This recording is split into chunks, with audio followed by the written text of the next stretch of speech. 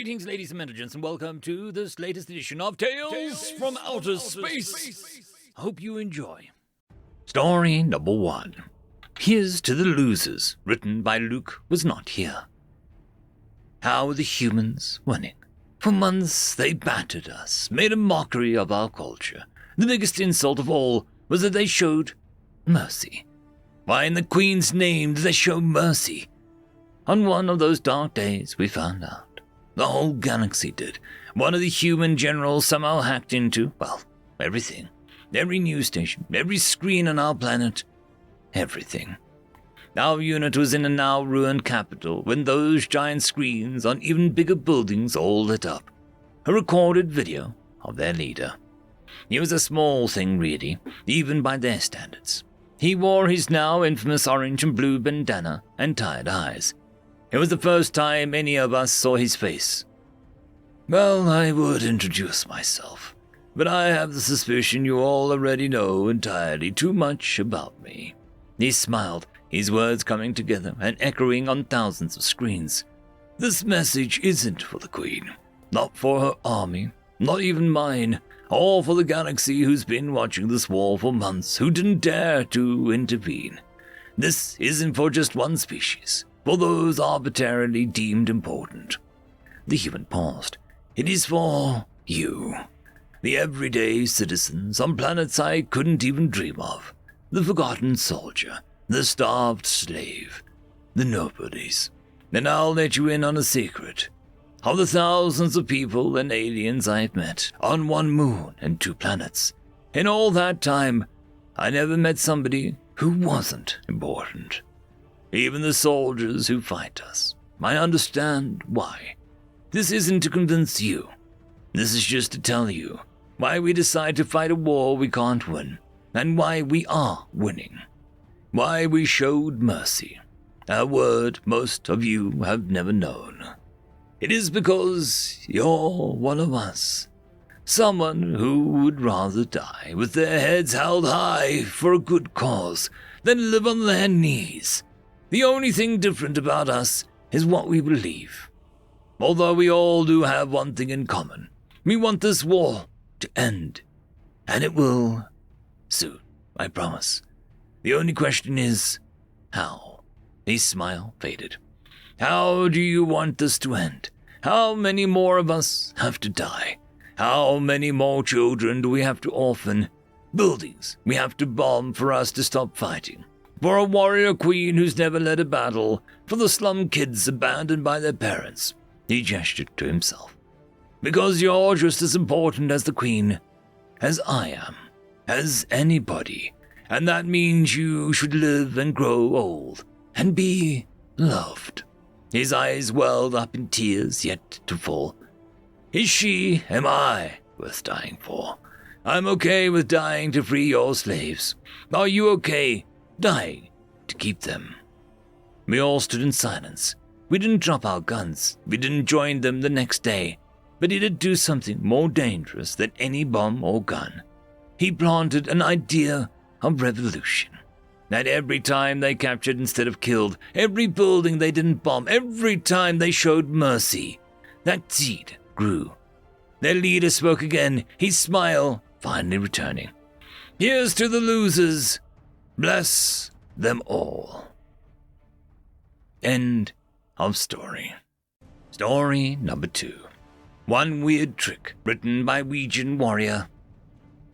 Humans, the speaker said, pointing to the figure in the hollow display with 2 forelimbs. Humans will likely spread through the galaxy faster than scale rot. The display shifted, displaying Sol and the neighboring stars. The unmistakable signature of torch drives have been verified by stealth probes. The speaker continued, currently only in local system, but given humans, frankly, the inexplainable drive to push outwards faster than their logistics chain can follow up.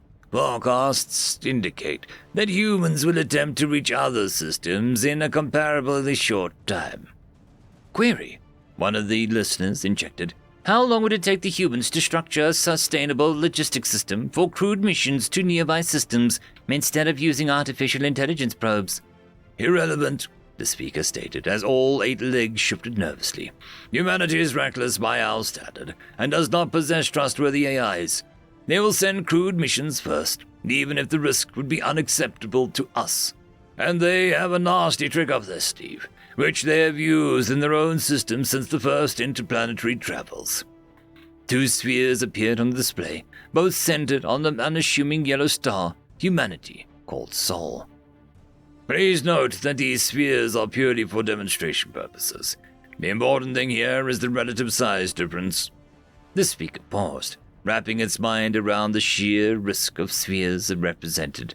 The speaker then highlighted the inner sphere. The inner sphere illustrates the torch ship's range if used as most species do. Spend a quarter of its supplies accelerating at a constant rate, then another quarter to deaccelerate. The last 2 quarters would be spent on the journey back to the point of origin. The speaker highlighted the outer sphere. No one in the audience could fail to realize how many more stars were inside that faintly glowing shell. Humans will likely spend half of their consumables accelerating, and the other half deaccelerating. As you will note, with the assumptions I put into this model on acceleration and supplies carried, the sphere covers a volume approximately 125 times the volume of the first sphere. The speaker turned off the display. All eyes on the audience. None spoke for several seconds. Given a uniform distribution of stars, the speaker said slowly, which is an oversimplification, humanity's one weird trick will give them access to more than 100 times the number of systems than any other known races as their level of development. 100 times the resources, 100 times the chance of meeting another species, 100 times the chance of learning the secret to superluminal travel before humanity realizes their place in the cosmos. The speaker fell silent. Finally, one of the audience spoke up. What trick? There is no risk that we know of that would eliminate the risks of not having supplies to go back. The speaker shrugged with all 4 forelimbs. As far as we can tell from the intercepted transmission, they call it in situ resource utilization, or ISRU. They go somewhere, then fabricate the supplies to go home. The speaker looked up towards the dark ceiling before whispering. Or, considering the humans, go on. End of story. Story number 3. The Butt, written by Hexer Nano. It was odd. Out of all the sentient, sapient beings in the Milky Way galaxy, only humans had a butt. Now, all the legged-based beings had a posterior, but it was flat and trim, nothing like the standard human posterior. Once we got out here and got accustomed to the lifestyle of intersolar society, we had to find ourselves a niche, either find an empty one, steal one, or carve one out for ourselves. We ended up doing a little of the third and a lot of the second. Accountants and tech specialist positions were dominated by techno-organic species from a nearby arm of the galaxy. Politics and economics were generally handled by these tiny little talking toads from Kepler 186f. Combat, bodyguarding, and mercenarial work was handled by a big, hulking bear crab platypus-looking species from Tau Botus B, and so on and so forth. I suppose it could be likened to when primordial man started walking the plains of Africa. We were apex predators. We were herding herbivores. We were just us. We were smarter than the average bear. We had a variable diet. We had decent eyes, and we had a nice butt. Our brains were geared towards pattern recognition that put those good eyes to use. Our diet let us survive off whatever we could find. But it was our butt that was our saving grace. The big butt was packed full of big muscles connected to our legs, with a convenient source of fatty energy stored right in the site. It meant that we could stand upright for long periods of time, and with wide and deep field of view, and a brain that sees spaces and potential threats everywhere, we were good at surviving. We'd see the threat early and take off running with a head start that a sprinting predator couldn't make up. Now, in space, our eyes were outmatched by our senses, our diet was non-issue, and our pareidolia was just vaguely annoying. But our butt, that was what gave us the chance to find our niche once again. Every spacefaring species was either slow and strong or fast and slippery, and all of them tired easily.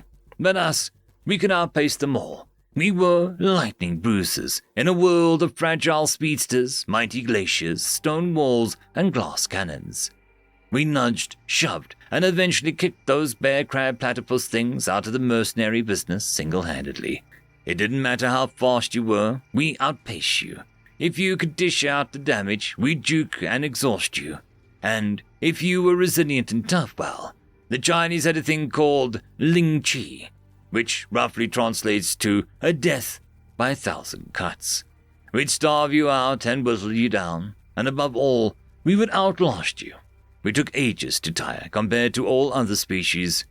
Humans became the mercenaries of the Milky Way, all because of our butt. Who'd have guessed? End of story. I would quickly like to thank the Tier 5 members, Marky, Cam Maxwell, Caspar Arnolds, Oakfield, Lord Azrakul, and It's Difficult to Pronounce. Thank you very much.